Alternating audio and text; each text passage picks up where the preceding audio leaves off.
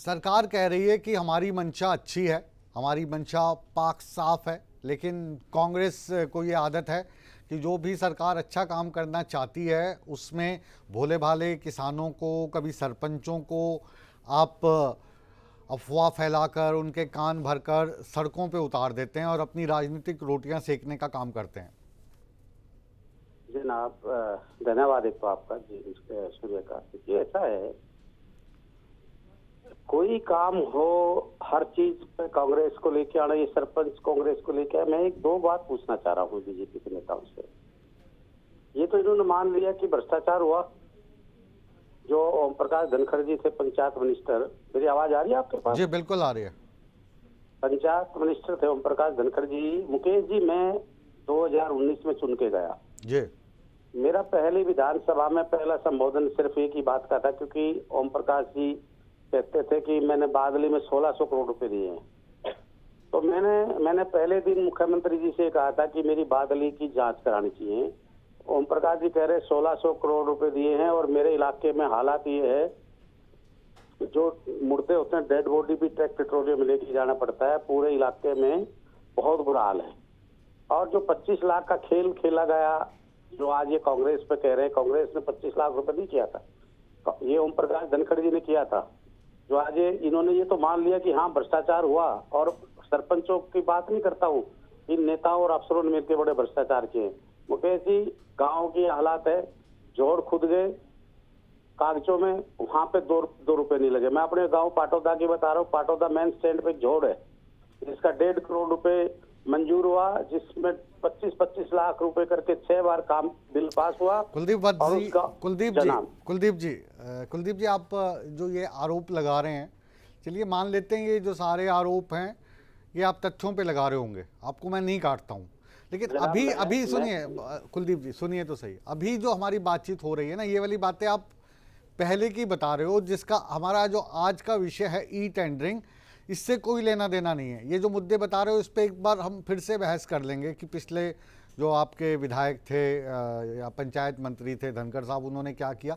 अभी मसला ये है कि जो ई टेंडरिंग है, ई टेंडरिंग में सरकार कह रही है कि 2 लाख रुपए तक का काम सरपंच करवा ले, ताकि फिर बाद में आकर कुलदीप जी ये आरोप ना लगाएं सूर्य समाचार पर कि ये वाला जो काम है इसमें हेरा फेरी होगी, क्योंकि उस काम में सरपंचों के अलावा जो अथॉरिटीज़ के लोग हैं, ब्यूरोक्रेसी के लोग हैं, आईपीएच डिपार्टमेंट के लोग होंगे, जेई होगा, एक्सीएन होगा, एसडीओ होगा, तो एक टीम बनाकर वो काम हो रहा है। ई टेंडरिंग होगी, ई टेंडर अगर बादली में निकलेगा तो जो आपके ठेकेदार हैं वो भी उसमें भर पाएंगे, तो इसमें बुरा क्या है। अदरवाइज तो आप ये आरोप लगा देते हो कि सरकार है तो सरकार के ठेकेदार हैं, उनको डायरेक्ट काम दे देगी, तो ये तो आपको पावर दे ही रहे हैं ना, छीन कहाँ रहे हैं।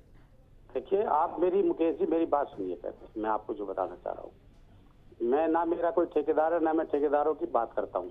ठेकेदार होते हैं सर, उसमें क्या काम करवाने, अब जो काम करेंगे वो ठेकेदार ही करेंगे ना, कुलदीप वत्स और मुकेश राजपूत थोड़ी ना करेंगे। ठेकेदार करेंगे, और जो अच्छा काम करेगा उसकी सपोर्ट करेंगे। हाँ। जो गलत काम करेगा उसकी ठोक की खिलाफत करेंगे। मैं जो बात कहना चाह रहा था वही कहना चाह रहा था कि 25 लाख रुपए की पावर किसने दी?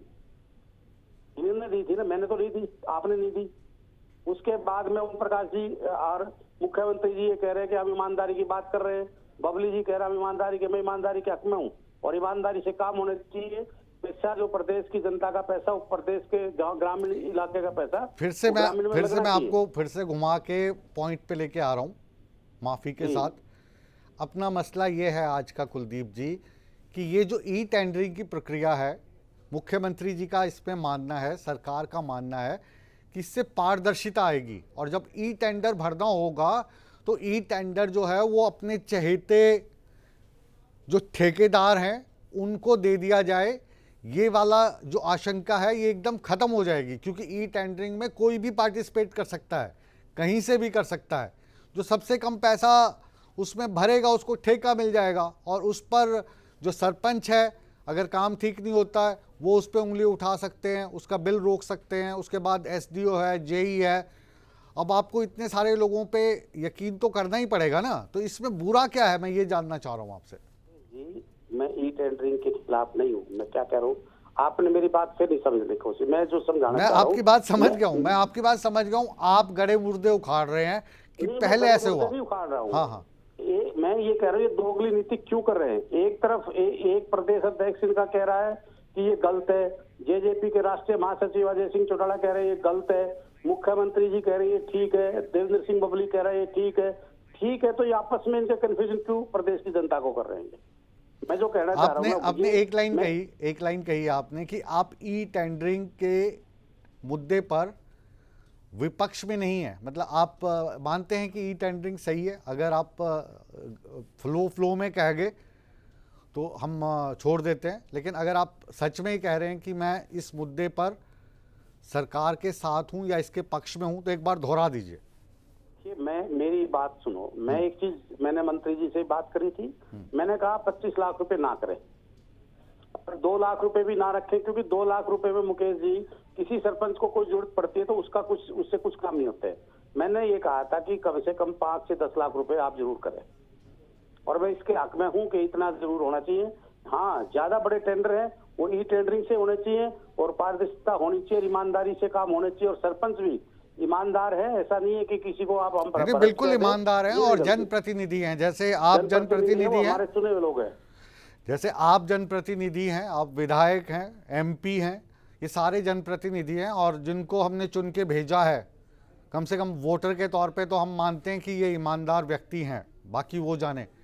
लेकिन आपने जो आज की हमारी बातचीत में कहा कि आप ई टेंडरिंग के विपक्ष में नहीं है, आप उसके खिलाफ नहीं है, लेकिन आप चाहते हैं कि जो 2 लाख रुपए वाली राशि है इसको कम से कम बढ़ाकर 5 लाख या 10 लाख किया जाए, ये आपका सरकार को सुझाव है।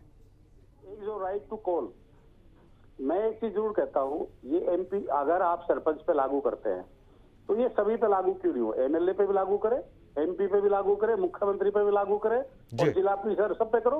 अकेला सरपंच बेचारा, उस पे क्यों लागू है ये? जी, चलिए 2 पॉइंट आपके आज की हमारी इस बातचीत के दौरान। पहले तो ये कि जो 2 लाख रुपए वाली राशि है इसको बढ़ाकर कम से कम 5 लाख रुपए से 10 लाख रुपए के बीच में किया जाए, और राइट टू रिकॉल वाला जो कॉज है खाली सरपंचों के लिए, ये या तो सरपंचों पे भी लागू ना करें, या फिर करें तो सब पे करें, विधायकों पे भी करें और सांसदों पे भी करें।